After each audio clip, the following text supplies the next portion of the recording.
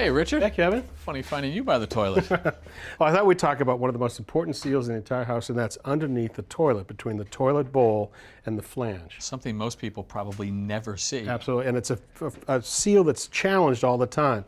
You know, the toilet can rock or the floor can rot away, so I thought we'd look here to see what's underneath in the place you don't see. Okay. Okay, so here's the standard. This happens to be PVC, but this is called a closet flange, a toilet flange.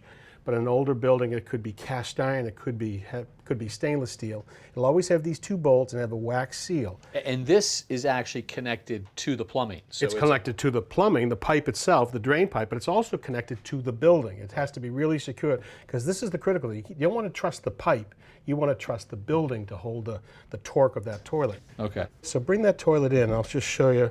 So on the bottom is the horn of the toilet. We need to make a nice tight seal against sewer gas, and so that would sit here, and that would then compress right against there and make a nice tight seal. But it's only going to be as good as the connection, because if you wiggle the toilet enough, that wax seal gets deformed. Yep.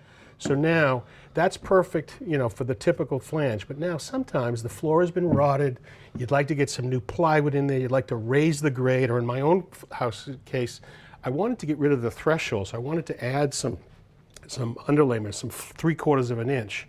So I came on top here. Are you doing a renovation without Tommy's permission? Don't tell him, please. Okay, so now bring it back in. So you might be able to do this, and they make a wax ring with a horn that'll give you about 3/4 of an inch. So this is on the edge of being able to be a tight seal. Okay. Now what happens though if you want to go a little higher? So if you now go here, so now it's got a big gap. What we did historically was to add these flange shims.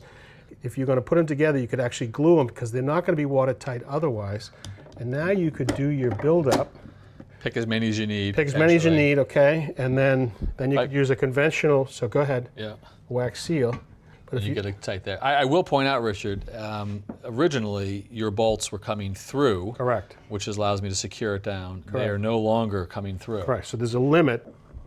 Now, what I want to introduce is an interesting kit that I saw. It has a flange like this and has a wax seal right here. Now I want to do one thing before I do this. This system comes with longer bolts. Did I see that? Yep. Just so I understand how that works. So on the bottom you've got sort of that rectangular shape, which allows you to put it in, slide into place, and then when you turn it, it doesn't pull up. It has a plastic tab right here, which is really important. These things hold these things perfectly so that when you bring the toilet down, they're not flopping around. We come down over the top. So now, bring that in and watch what happens. You see it? Oh yeah. You've got a sort of a shock absorber keeping a tight seal no matter what happens up here, but you've got a positive seal at the bottom. Now you can secure this down. Because I've got the bolts that are now coming through, because you've extended those. That's right. You can cut them if you have to. You just take a saw and cut them off at the right height and put the caps on. But then you could finish it off nicely. So with this, if you're going to have as much as an inch or inch and a half buildup, this is really a perfect solution. If you got smaller, then you could use, if there's a 1/2 inch or 3/4 of an inch, in concert with these flanges are fine. But this is a really good innovation. It's a good way to solve it, because otherwise you'd have to ask a plumber to come, cut the pipe, make a new connection underneath it, or adapt it to raise that grade. Yeah, and how are you going to find a plumber? You can't find a plumber. I have caller ID when you call me. I won't tell Tom you're freelancing.